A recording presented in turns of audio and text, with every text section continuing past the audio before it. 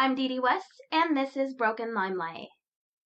In today's episode, I'm going to be telling you about the world-famous director Roman Polanski.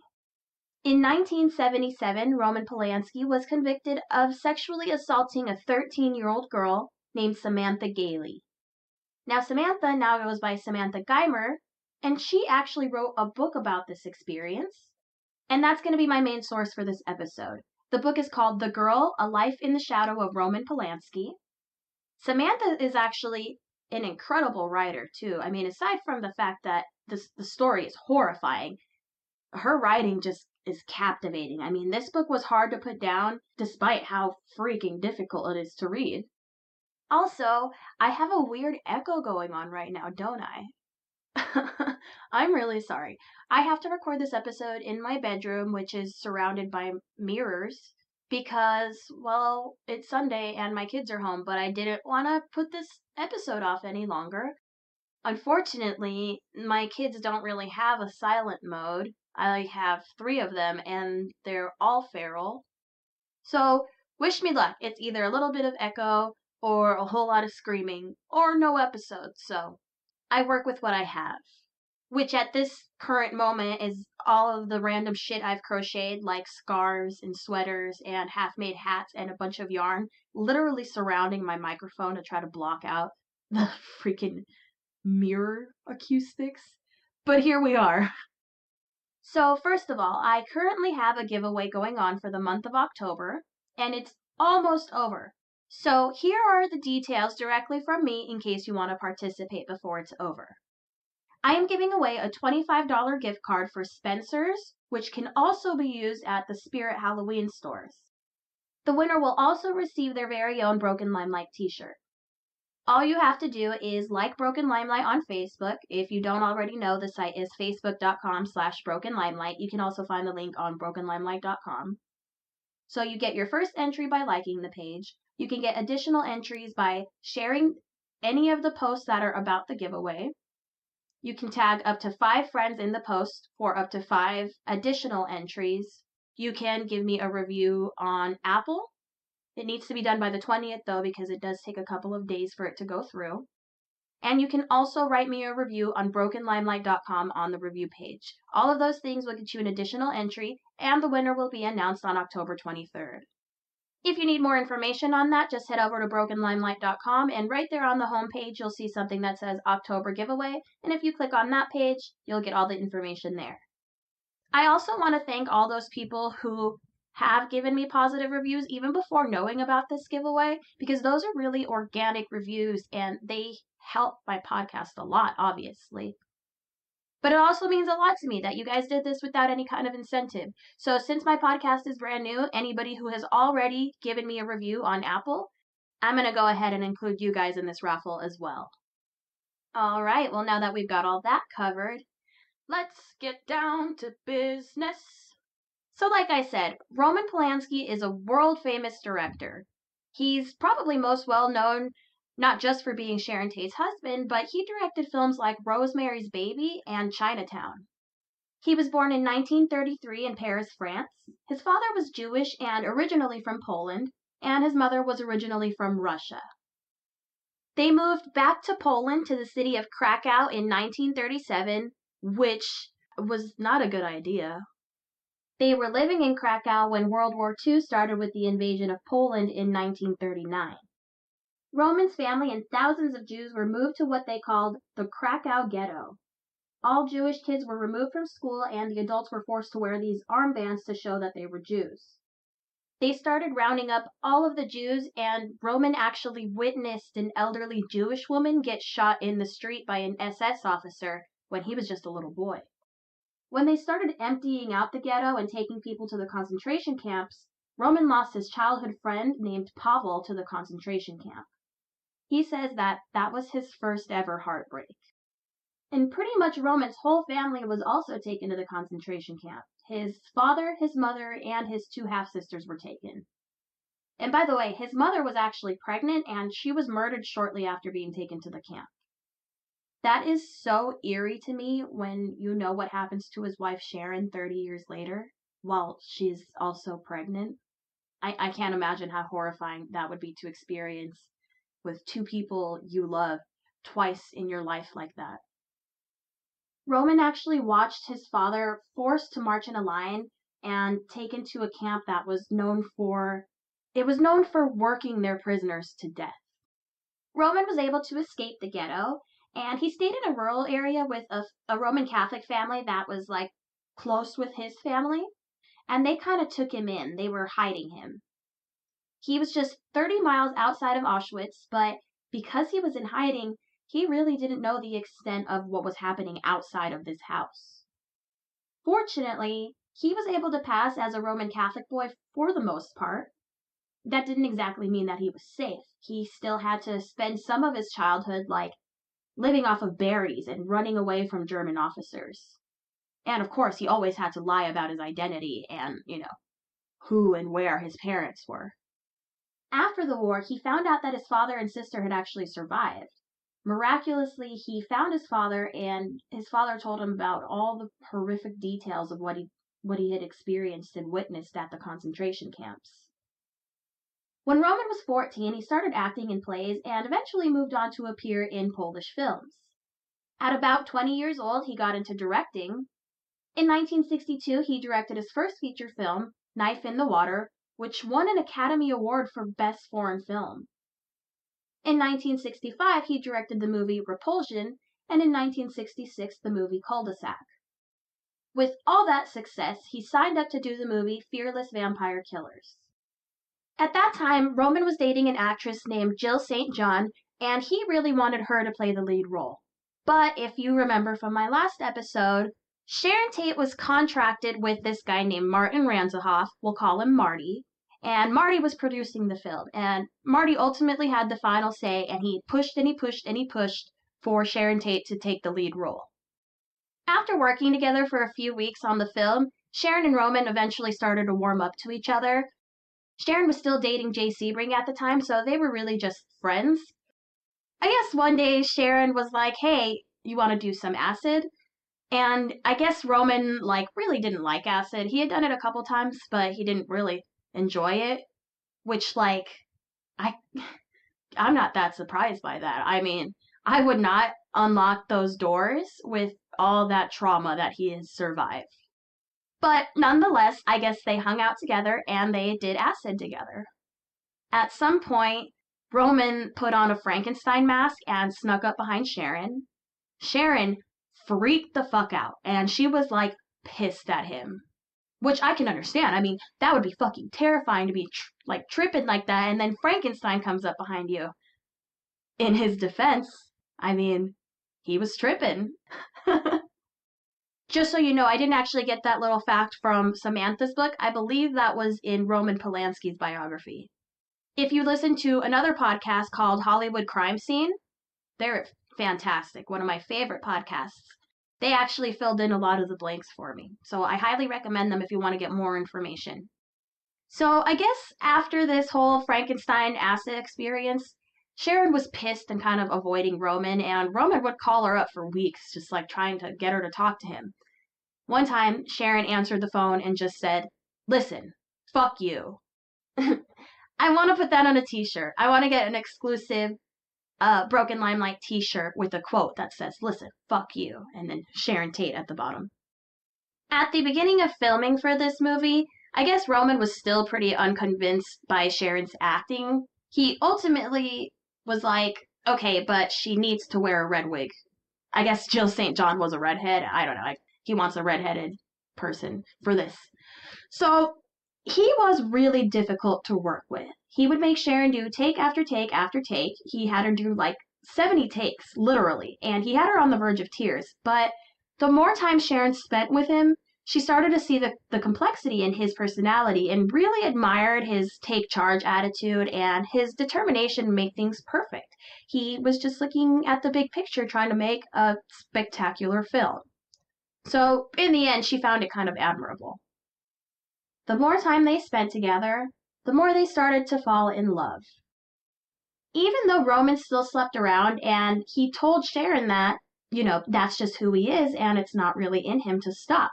And for some reason, Roman pulled a lot of hot chicks. and he was not a hot dude.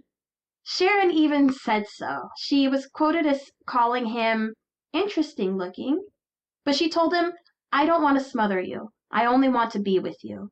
And he said, "You know how I am. I screw around." And she said, "I don't want to change you." So he always continued to sleep around.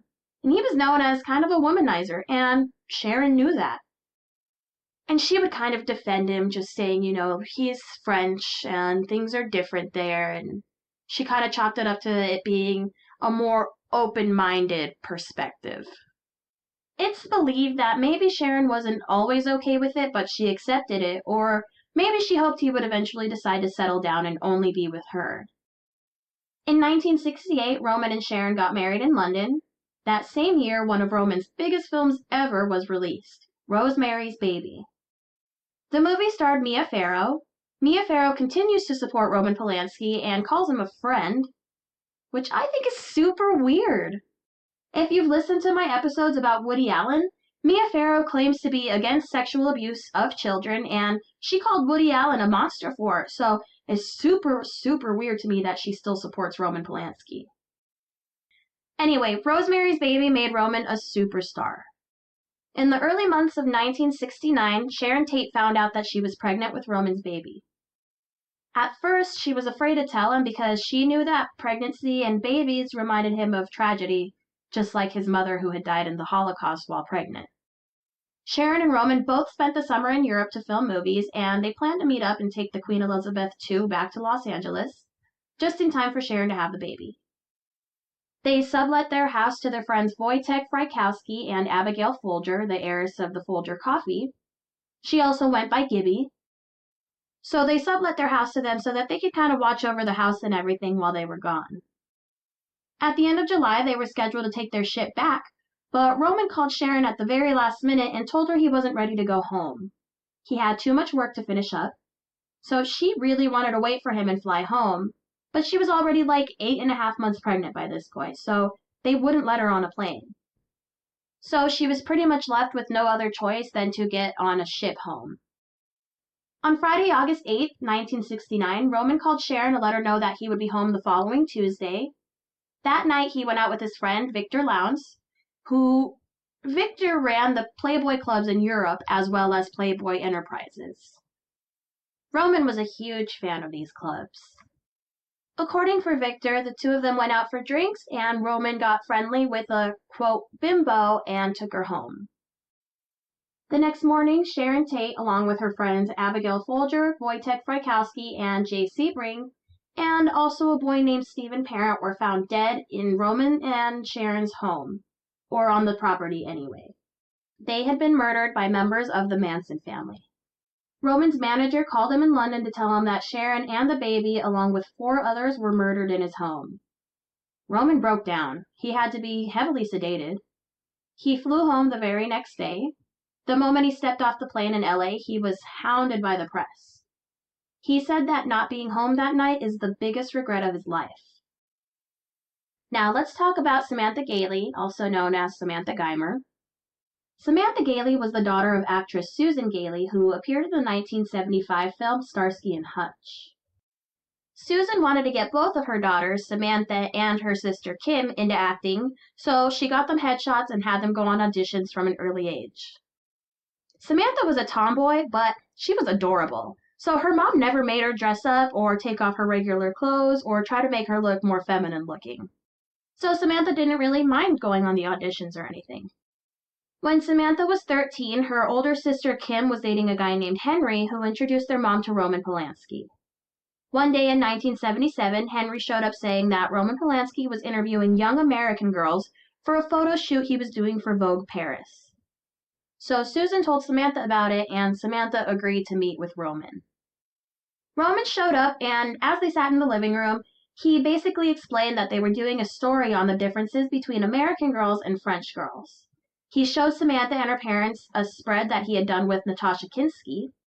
Natasha Kinski, if you don't know, was another model at the time who was, she was a teenager also. She was like 14, 15 when she was really famous, and she was known for working with Polanski. He met her in 1976, and according to Roman's autobiography, he slept with her. He then learned that she was only 15 and continued to sleep with her for just a few months. Those are his words. In Samantha's own words, Samantha, was not an exceptional looking girl, and she didn't have the sex appeal that other models her age had, like Natasha Kinski and Brooke Shields. And that's a really weird thing for me to say, because they were literally children. The fucking 70s really went all out on sexualizing children. Brooke Shields was like 10 when she started posing nude, and she was only 12 when she starred in Pretty Baby, where she played an actual prostitute. I mean, obviously a child prostitute, but they made her like act sexy, you know? But in Samantha's perspective, she was 13 and she didn't feel sexy or feminine. So she was a little bit confused as to why Roman wanted to photograph her in the first place. But Samantha's mom and her stepdad looked so happy, and they were hanging on Roman's every word. So she felt a little bit of pressure, like this was a good idea. Roman came back a few days later with his camera to do a test shoot. He and Samantha walked up to a hill just down the street and started shooting. He was kind of sighing and muttering how he just couldn't get the right shot. She had brought 2 shirts to change into, so he told her to change into a new one. She turned her back and started to change her shirt, and she was surprised to hear the camera click. He was taking pictures of her, and she clearly wasn't ready. They continued shooting, and she could just tell that he wasn't happy with the shots he was getting. So she kept trying to look sexier and more feminine and grown up, and try to be like the other models that he was used to shooting. He finally told her to just take the top off altogether. Mind you, they're in public, like on a hill where people are walking by with their dogs and on their bikes, right down the street from her house. But she was just like, I'm a professional, she wanted to prove herself, so she wanted to rise to the challenge. Roman seemed happier with the shots at this point. Someone rode by on a dirt bike, and Roman asked if that bothered her, and she said no. She was trying to be mature and act like she was a pro at this. In her head, she's probably like, I bet Natasha Kinski wouldn't be bothered by that. After the shoot, Roman took her home. Samantha figured the shoot went well because Roman called her mom and arranged a second shoot for Vogue. Her parents were super stoked. On March 10th, 1977, Roman picked her up for the shoot. Samantha actually asked her friend Terry to come along, but Roman was rushing them out the door. As they were about to get in the car, her friend was like, how long is this going to take? I have to be home by a certain hour. And Roman was like, it's going to take a while. Maybe you should just go home. So she was like, okay. And she got on her bike and she went home. Samantha's mom thought that all 3 of them had left together. She actually didn't realize that Terry wasn't there until later on. So first, Roman and Samantha stopped at the home of Jacqueline Bisset, who offered Samantha a glass of wine. Samantha thought it was weird because she was only 13, but Jacqueline said that she had no idea she was underage. But I'm telling you, at 13, Samantha definitely looked like a minor. I'm gonna actually upload pictures of her to brokenlimelight.com so you can see. I mean, not only did she look like a minor, but Samantha says herself how in all of these encounters she wasn't actually wearing a bra because she didn't actually need a bra yet. So I really find it hard to believe that Jacqueline Bisset didn't know this was a child. While they were there, they took a few photos, but Roman started complaining that there just wasn't enough light left in the day. So he took her to his friend's house, Jack Nicholson's. On the car ride there, he started asking her questions like, do you have a boyfriend? And have you ever had sex? The truth was that Samantha didn't have a boyfriend anymore. She was dating a 17-year-old boy who actually dumped her because he thought that she was too young. But they had sex once. That's the only time Samantha's ever had sex. And it was really nothing memorable, according to Samantha. But she didn't want to sound like a little kid, so she lied, and she was like, yeah, I have a boyfriend. And she also told him that she's had sex twice. Which is just so, such a little kid thing to do, to be like, I don't want to seem like a loser, so I'm going to tell him I did it twice, not just once. Samantha was really trying to sound mature. She said something like, I've seen a Playboy magazine once. When they got to Jack Nicholson's house, Jack wasn't actually there. The only person there was a maid, but she left shortly after they arrived. Roman popped open a bottle of champagne and served a glass for each of them. They started shooting in the living room, and he asked again for her to take her top off. She figured he must be trying to take one of those photos just showing above the shoulders, just to give the illusion of nudity. No one will actually see her naked. It's no big deal. At first, she was just posing with the glass of champagne, but as he was telling her how to pose, he started telling her, "Drink it. Hold the glass to your lips. Now lower it. Sip. Look at me. Look over there. Sip a little." She drank it, and he refilled her glass. She tried to pace herself, but she was also trying to focus on doing a good job. He kept refilling her glass, so it was really hard to keep track of how much she actually drank. He had her change into a dress, and then they went up into the kitchen for more champagne. Samantha was sitting on the counter like licking an ice cube, and Roman started shooting pictures of her. At this point, Samantha was aware that she was starting to feel buzz, but as she drank, she also started to feel sexier, so she tried to enjoy it, and she told herself, "Look at me, being sexy and mature like the real models." She downed another glass, he refilled it, and then he said, "Let's take some photos in the jacuzzi." But first, he suggested that she should call her mom and check in. Oh, what a good guy, you know. This probably made her trust him a little bit more. So she called her mom, and she told her then that her friend Terry didn't end up coming along. Her mom sounded a little nervous, and she offered to pick her up, but Samantha was actually she was feeling pretty comfortable by this time, and she insisted that she was fine. She probably was starting to have fun and thinking she was doing a good job with the modeling. And Roman was starting to act like he was finally pleased with her and the photos he was getting, so she thought she was just starting to get it right. She had to keep going. By now it's dark outside, but Roman assures Samantha's mom that he's going to have her home soon. Samantha didn't have a swimsuit for the jacuzzi, so she figured she could just wear her underwear in the jacuzzi and the bubbles would cover everything up. And like I said, Samantha wasn't yet wearing a bra. As she's just about to get into the jacuzzi, Roman offered her part of a quaalude. Initially, she says no, but then he asks if she's ever had one, which of course she hasn't, but she again doesn't want to seem uncool, so she says she's had it before, but she just doesn't like it. But then he keeps asking, "Are you sure you don't want just a little piece?" So she figures he wants me to take it, so she does. And remember, her judgment's already impaired from who knows how many glasses of champagne. Samantha started to feel really relaxed, like her muscles felt like they were turning into jello. He asked her to take her panties off.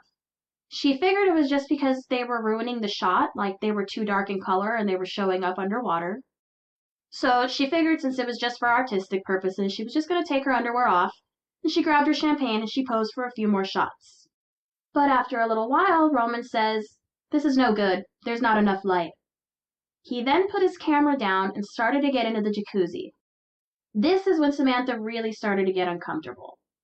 Roman took off his clothes, including his underwear, and got in the jacuzzi. He was on the opposite side of Samantha, so he said, "Come here." She panicked, but she's also feeling really weighed down by the quaaludes and the water. Then he says again, "Come here. I want you to feel something." So she's hesitant, but she walked over a little bit closer to him, and he grabbed her by the waist and pulled her in closer to him, and he held her above one of the jets so she could feel the bubbles between her legs. He said, "See? Doesn't that feel good?" She got really, really uncomfortable and said, "I can't breathe. I have asthma," which wasn't true, but she was trying to get the fuck away from him. So she tried to back away, but his grip on her was really firm. So she was getting really uncomfortable, and he started to see it in her face, like she was struggling. So he suggested that maybe she should jump into the pool to cool off. She took his advice and jumped in, and she swam straight to the other side and then hopped out and ran right into the house. After a little bit, he went inside to check on her and said, "How's your asthma?" She replied, "I need to go home and take my medicine." And he said, "I'll take you home soon." She told him, "I need to go now." But he says, "You'll be okay." And he told her to just lie on the bed and rest. She said, "I have to go home," but he took her by the shoulders and walked her to the bedroom. He sat her down on a big velvet couch and asked her if she was okay. She said, "No, I'm not okay. I better go home now." He assured her that she would be all right. He held her arms down at her side and started kissing her. Samantha said, "No, come on." But between the pill and the champagne, she says that her own voice sounded far away. He kissed her face and he touched her breasts. He asked again if she liked it, but she couldn't even answer him. This is a direct quote from the book. I'm just going to read this to you. Then he goes down on me. I know what this is, of course, because I've read about it, but I've never actually had someone do it to me. He asks if it feels good, which it does, and that in itself is awful. I don't want this. My mind recoils, but my body is betraying me. And that's when I check out. I go far, far away. There's a sense of complete and utter emptiness. Oh, just my body. I'm not really in here. Okay, I see. And this just breaks my heart because it's really relatable, and I am sure a lot of other women can relate to this, but the whole body betraying you, and that's why I hate when men think that, a woman's body will reject rape, because it's ridiculous. You know what I mean? We're biological organisms. Like, anyway, I don't want to go off on that. It just really broke me to hear that. And I also think that's why people think that men can't be raped, and that's just completely unfair. So anyway, Samantha decided to stop fighting. It was really exhausting, and she was also kind of relieved that he wasn't going to kill her. She figured that after this she would get to go home, so she was just going to let it be over with. By this point, he is full on having sex with her. But he stopped for a second and he said, "Are you on birth control?" And she told him no. Then he asked her if she wanted him to enter her in the back. She said no, but she didn't really understand what he meant by that anyway. He then penetrated her anally, even after she said no. Samantha didn't even know that this was a thing that people do. After it was over with, she noticed that she was wet from behind. He had finished in her anus. Then when she finally thought it was over, there was a knock on the door. Roman called back saying that they'd be out in just a minute, so Samantha got up and put on her underwear, but Roman put his hands on her shoulders again before taking her underwear back off. Then he started at it again. As soon as they were done, Samantha got dressed and ran out to the car and waited for Roman to drive her home. She started crying. She was instantly blaming herself for taking the pill, for taking the champagne, for posing topless. She was analyzing everything she did and, blaming herself completely. Roman kind of lingered inside talking to the woman. He came out and saw Samantha crying and he asked if she was okay. She said yes, and then he said, "Yeah, you'll be all right." On the car ride home, Roman said to Samantha, "Don't tell your mother. This'll be our little secret." Samantha was pretty mortified and she didn't want anybody to know what had happened. She felt really stupid. Suddenly, she remembered that she lied and told Roman that she had asthma, and she started to get really nervous that Roman was going to mention it to her mom and that she would get caught in the lie. When they got to Samantha's home, she jumped out of the car and bolted into the house. She whispered to her mom, "If he asks, tell him I have asthma. I had to tell him that because I didn't want to get in the jacuzzi." And she's like, this probably made no sense to her, but she just ran to her room and slammed the door. She basically took off her shoes and sat in her room and just kind of cried. She waited until she thought that Roman had left, and then she called her ex-boyfriend Steve and told him what happened. Initially, he found it really hard to believe. He was like, "There's no way. That's not true." What Samantha didn't know was that while she was telling Steve this story over the phone, her sister Kim was sitting outside of her door listening, and she heard the whole thing. So before this happened, Roman actually came inside with Samantha and offered to show her parents some of the shots. He also brought a joint in for them to all smoke together. While hitting the joint and showing them the pictures, he actually showed them the shots of the test shoot where Samantha was topless. And he was totally nonchalant about it. Like, he was just showing them like it was going to be no big deal. The first thing Samantha's mom noticed was that the photos were awful. Like, some of the photos were taken prematurely when Samantha wasn't ready. The angles were all wrong. Her eyes would be half closed. The photos were unfocused. She couldn't believe it. Like, this is Roman fucking Polanski, and he's supposed to be shooting for Vogue. But when they got to the topless photos, Samantha's parents froze. Like, everything went dark and silent, and the family dog actually, like, picked up on the energy and started freaking the fuck out and pissed on the floor, which apparently, like, he'd never done that. And her mom started boiling, and she was like, get him out of here. And meanwhile, Kim is, like, yelling at the dog, like, trying to get the dog to calm down. And Roman has the nerve to look at Kim and tell her something like, you really shouldn't treat a dog that way. Like, you gotta be fucking kidding me. The nerve of this man. Her stepdad is, like, fucking, like, everybody's in shock. So he just gives him the joint back and pretty much Uncle Phil'd them out of the house. At that point, the only thing they knew was that Roman took topless photos of her. But they were fuming. After Kim overheard the phone call, she went back to her mom and said, he fucked her mom. And that's when her mom just broke. She went upstairs and asked her if he made her have sex with him, and Samantha said yes. At the advice of her accountant, Samantha's mom decided to call the police.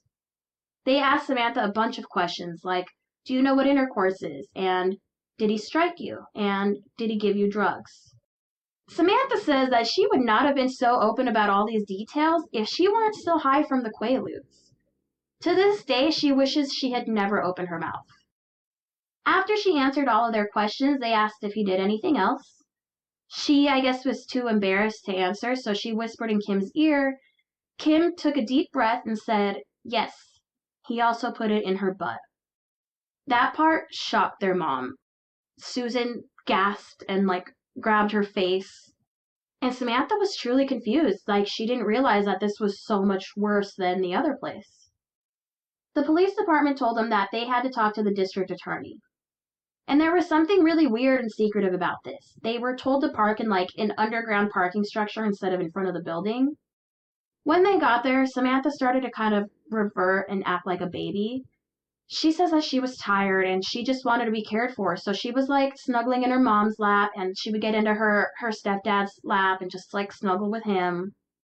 What they didn't know was that they thought Samantha's parents were lying, and they were actually kind of forming this theory that Samantha's stepdad, Bob, was the one molesting her.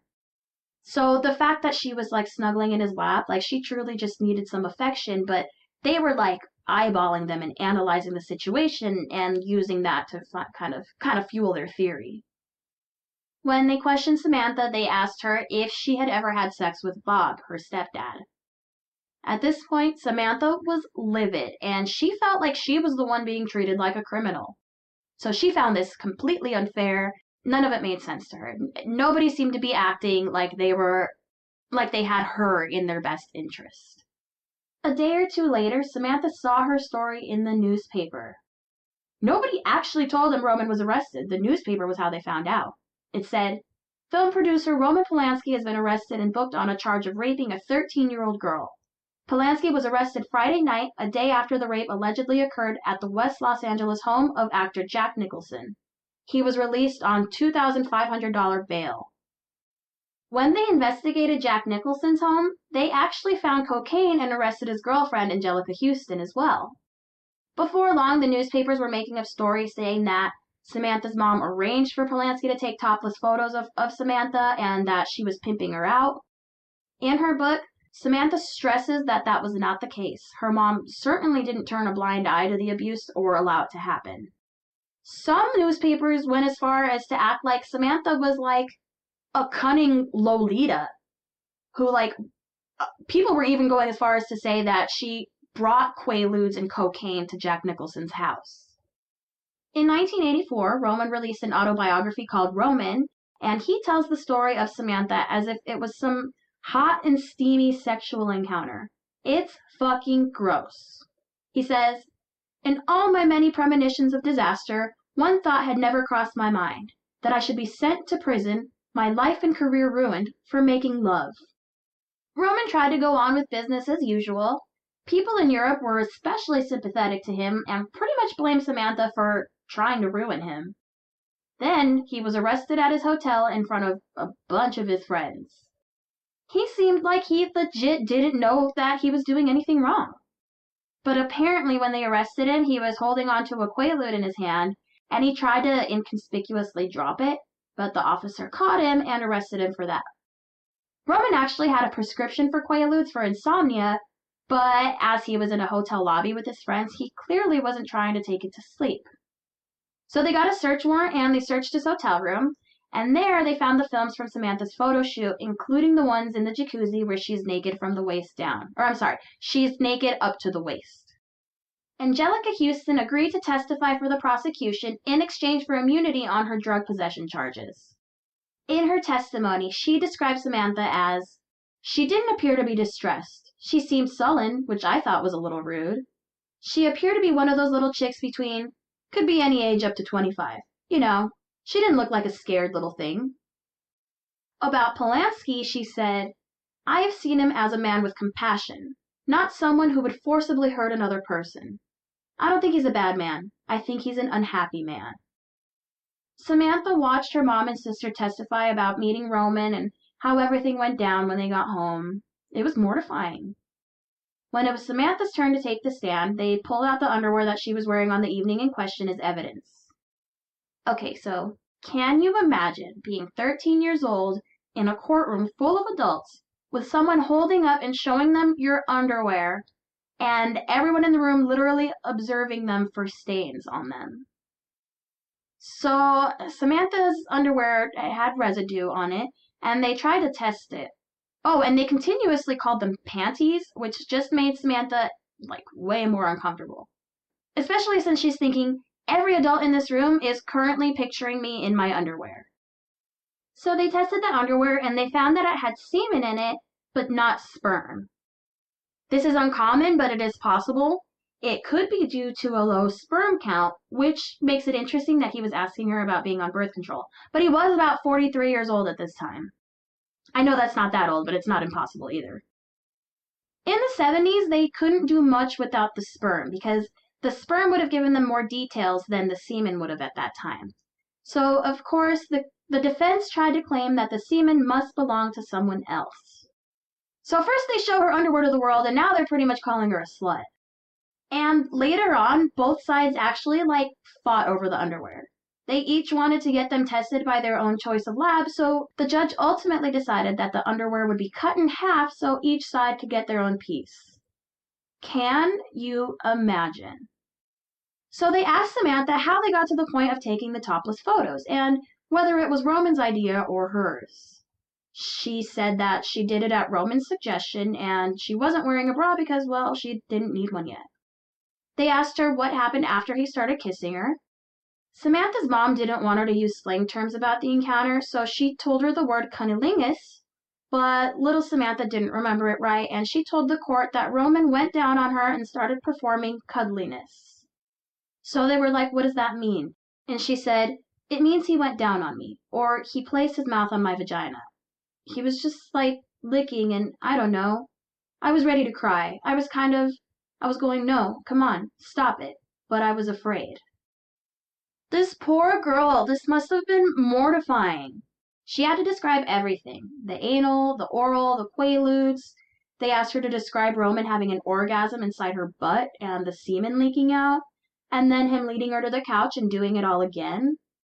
Since Samantha had admitted to having sex before, Roman's team decided to dig into her sex life and kind of use it against her.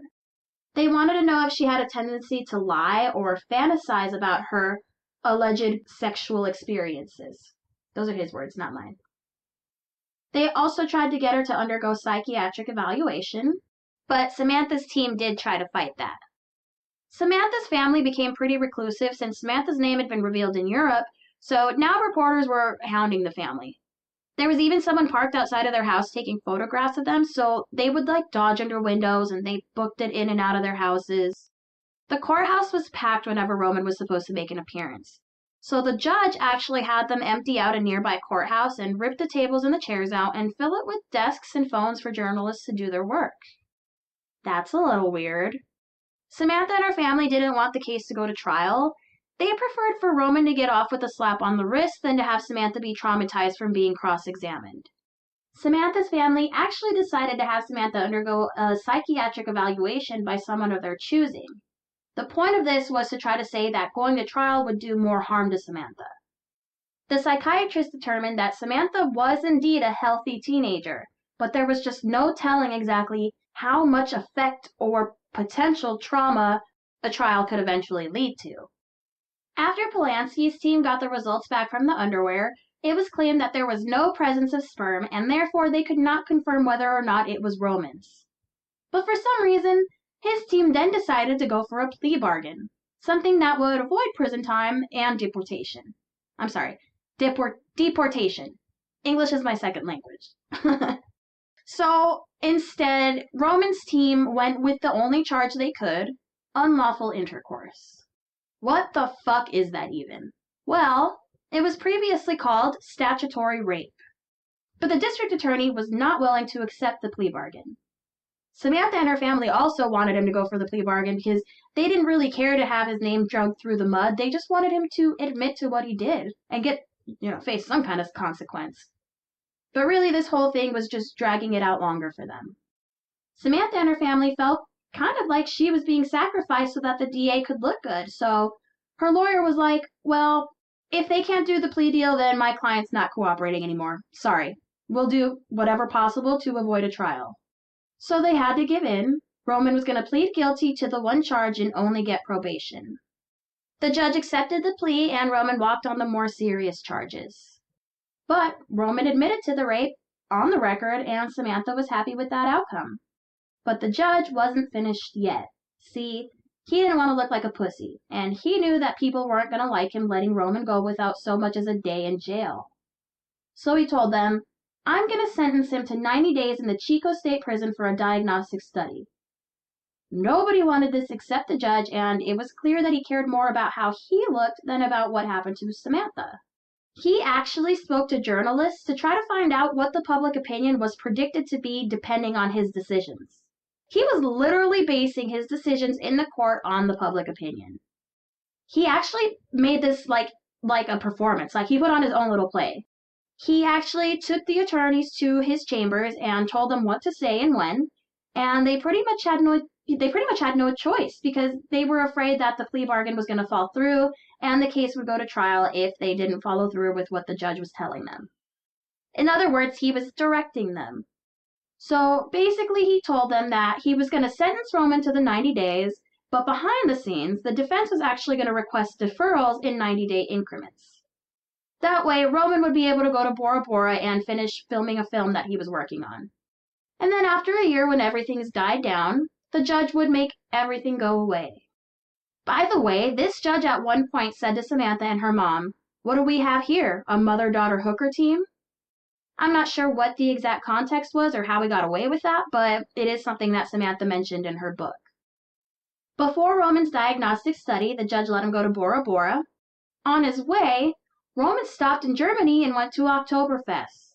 He was photographed with young women all around him. Supposedly the photos were cropped and the women's husbands and boyfriends were still in the shot too, but still, why the fuck would you pose for a picture at a time like this? So the judge was furious. He thought Roman was making a mockery of him, and he ordered him to come back to the United States. So Roman came back and he was sent to fulfill his 90-day sentence at the Chino State Prison. For some reason that I really couldn't figure out, he was released after just 42 days. But I guess this wasn't the judge's decision because at this point he wanted to lock Roman up. On January 31st, 1978, the judge called all the attorneys to his chambers again. He angrily lectured them about how he was not going to allow Polanski to make a mockery of his courtroom. Then his little intercom buzzed and he yelled at his assistant not to interrupt him. But she did anyway, and she said, "Bill Farr's on the phone," and he took the call. Bill Farr was a reporter who was following the case. What was weird was that they seemed to be having some kind of really high-level decision-making conversation. And instead of it being secretive, like how it seemed it should have been, it seemed almost like he was trying to show off, like, look at me, reporters calling me all the time. It was really weird. He was super openly having this discussion. And the judge is saying things like, "I'm not doing that, because if I did, I'd be seriously criticized by everyone, and I'm not going to be criticized for helping him." The attorneys were all dumbfounded that he was just taking this call right in front of them. And he spent like 30 minutes on the phone call, so they just like sat there at his desk and waited for him to finish. The judge then said into the phone that 42 days was just not enough for Roman. So now he's going to sentence him to an indeterminate sentence, which basically means exactly what it sounds like. It could be a week, could be 50 years. It's open. The judge saw that all the attorneys had shocked looks on their faces, so then he kind of said to them, don't worry about that. I want people to think I'm a tough sentencer, so we'll do this. And when the attention is off the case, Dalton, that's the defense attorney, Dalton will petition for a change of sentence and I will sentence him to time served. I'll put this forth tomorrow. They were shocked. Dude was changing his whole plan after one phone call with a reporter. The next day, Roman didn't show up for court. Instead, he hopped on a plane to London and then he went to France. In case you don't know, France doesn't extradite its own citizens under any circumstances. So Roman was basically able to move to France and go on with his life as a free man. Because don't forget, Roman was born in France. So he was a French citizen and he was highly respected. They were probably very, very proud to have him. And he was just off the hook. That was it. Except he basically can't leave France. So about a week later, all the attorneys got together and they filed a motion to have the judge disqualified. The one thing that they all agreed on was his lack of professionalism. The judge filed an answer to the motion where he disputed it and said that he remained fair, but he resigned, basically saving himself from being disqualified. Still, he never acknowledged doing anything wrong.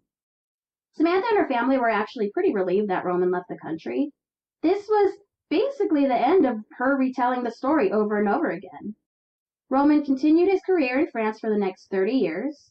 In 1984, Roman published his autobiography, and after that, Samantha's name started coming up again. A few years after that, Samantha saw her name in the newspaper again, and this time it had an interview with Samantha that literally never happened. It had quotes that Samantha had never said, and also quotes from her lawyer that simply never happened.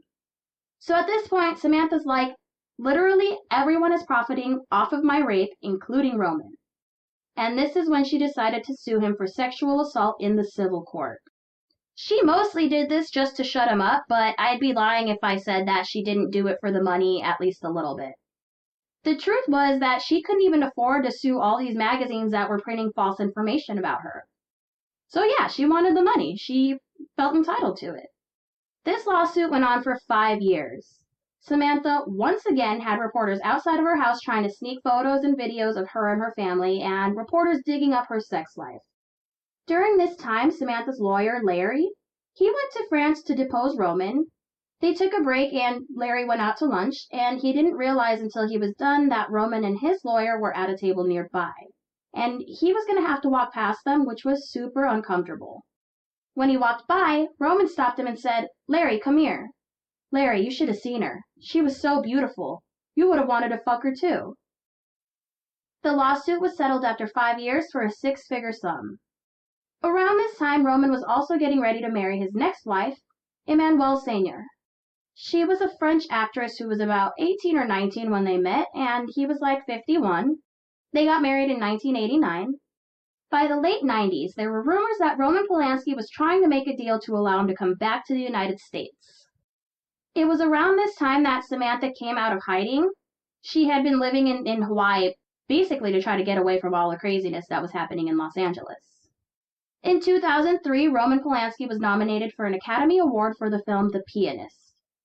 A few weeks later, he won an Oscar but was unable to go to Hollywood to accept it. In 2008, his legal team filed a motion in LA County Superior Court asking for dismissal of the case on the grounds that in 1977, he had been deprived of due process of law. But the presiding judge dismissed it, basically saying, "Get your ass back here and then we'll talk." In 2009, Roman decided to go to Switzerland to go to the Zurich Film Festival and accept a Lifetime Achievement Award. Well, it didn't take long for the whole world to find out where he was going, and Swiss police met him at the airport and arrested him for the 1977 conviction as soon as he stepped off the plane. Roman ended up being sentenced to house arrest. After 9 months of that, it was declared that Switzerland would not be extraditing him to the United States either. Apparently, Switzerland has a very specific criteria for extradition. They would only extradite if the person had at least 6 months left to serve. And they couldn't actually prove that Roman did because he was really only sentenced to the time he spent in the Chino State Prison.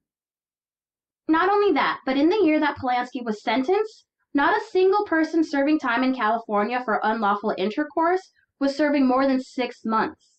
In fact, it was often no more than 2 months. Ultimately, they decided not to extradite him because the DA refused to hand over the key testimony, and it really started to look like the U.S. had something to hide.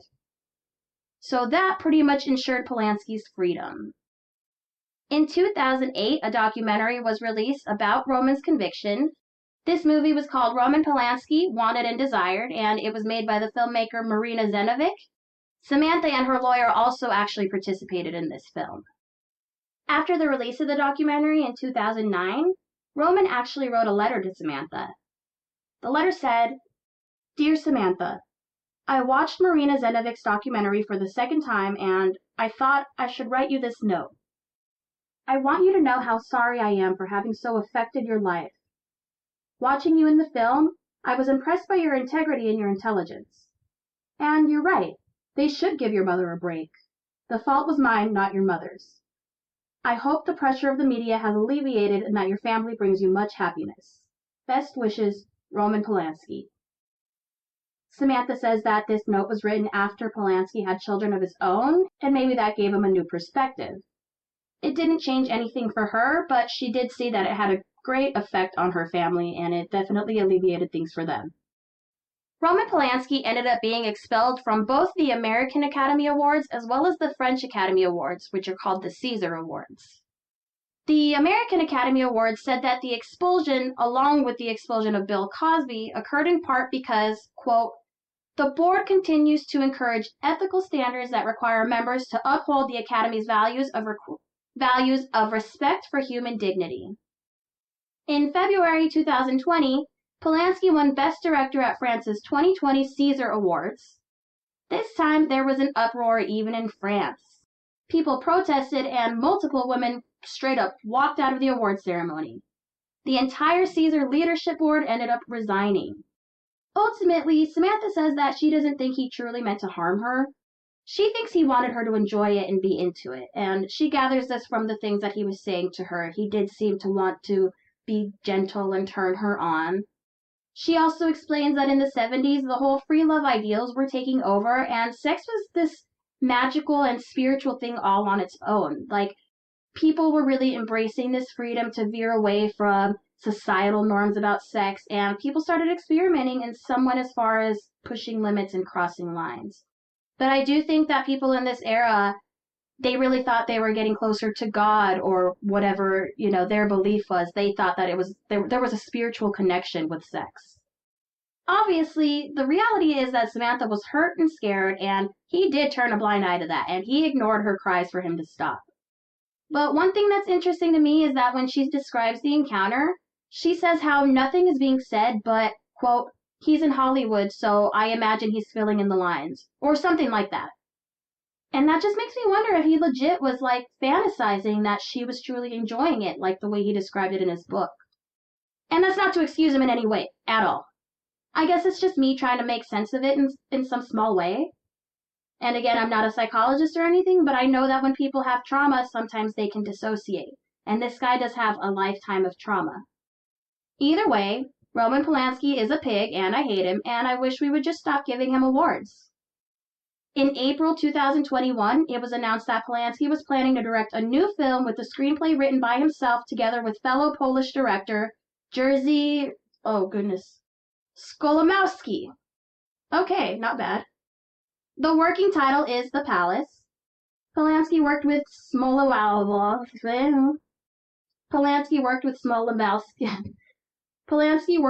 Skolimowski before on the screenplay of his first feature film, Knife in the Water, in 1962. There's one more thing that I couldn't figure out no matter how hard I tried, but I want you guys to know that I did try to address this. I just really want to know what Jack Nicholson had to say about all this. I mean, I know he wasn't there when the sexual assault occurred, but did Roman just borrow his house for a photo shoot? Did Jack Nicholson know he was bringing a child to photograph? Or, like, was this a regular thing for Jack Nicholson to loan his house for photo shoots and stuff? And Angelica Houston wasn't surprised that the girl Roman had in the bedroom was so young. So, like, I have to wonder, like, would Jack have been surprised, or was this a usual thing for Roman to bring little girls over? And lastly, before Roman went to Chino State Prison for his diagnostic study, a bunch of celebrities threw him a going away party, and Jack Nicholson was there. So, like, what did he think happened? Did he know what really happened and support Roman anyway, or is he just going along with the story that Samantha was this cunning Lolita and nobody had a clue she was underage? I don't want to dislike that guy, but sometimes I feel like silence and neutrality at a time like this is very telling. If anyone else happens to find a book or a news article or some kind of source about Jack Nicholson where he addresses the situation in any way, please let me know, because I really would like to know. And if I find that information, I will update you guys. Remember, if you ever want to contact me with information, you can always email me at ddwest@brokenlimelight.com, or you can leave me a comment on brokenlimelight.com. There are numerous pages where you can leave a comment, and I will always respond to them. So that's pretty much it. There's the story about Roman Polanski. Samantha Gailey seems to continue to live her life. She's moved on from all that, and she has come out with this book, which I feel is her way of telling her own story, and now it's out there. The fact that Roman Polanski is still alive and still free makes it kind of sucky. I mean, I really hope that the media doesn't come and start attacking Samantha again for some reason, but I have no doubts that Roman Polanski will try to come back to the United States sometime. Well, everybody, thank you so much for listening once again. I hope you enjoyed this episode about Roman Polanski. Please continue to tell your friends if you like this podcast. And if you're listening on YouTube and you enjoy my podcast, please hit the subscribe button. I cannot get enough of you guys. I'm so happy to see that I have so many new listeners and that people are actually interacting with me on all of these platforms. If you'd like to suggest a case, just reach me on brokenlimelight.com and I'd be happy to look into it. Thanks again, guys. Until next time, bye!